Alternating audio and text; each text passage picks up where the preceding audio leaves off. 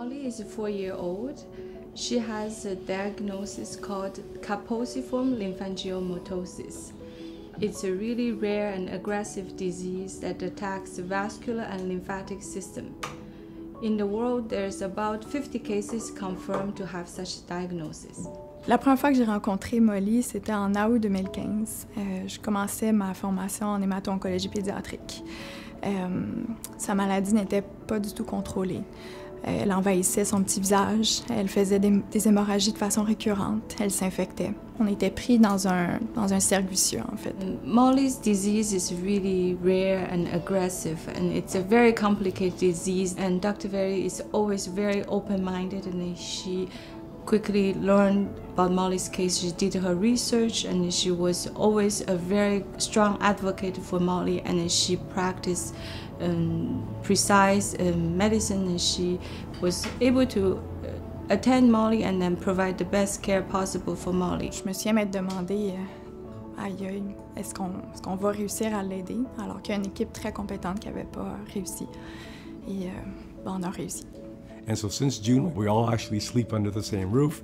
We have dinner together at the table, and we spend our time thinking about planning for the next day and for the future for our family. That might not seem like much, but when you lose it, you really understand how important that is. We're really grateful for what she has done for Molly.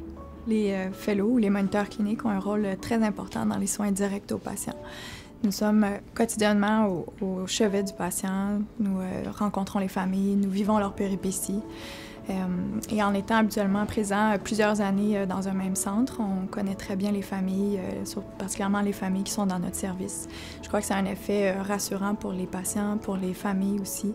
Le programme en bourse de jumelage, ça fait 20 ans cette année que ça existe. C'est plusieurs centaines de fellows, de moniteurs cliniques, donc de médecins de l'international qui sont venus travailler quelques années à Sainte-Justine, ou des gens d'ici qui sont revenus travailler après être allés chercher une expertise.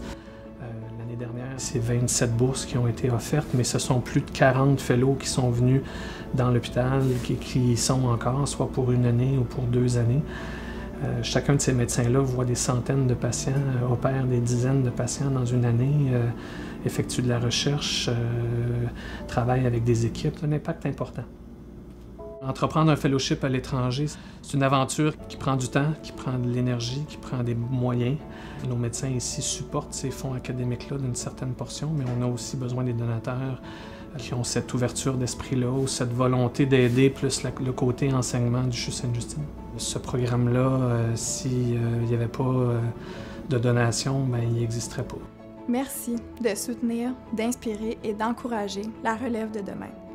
Merci de bâtir un avenir en santé pour nos enfants.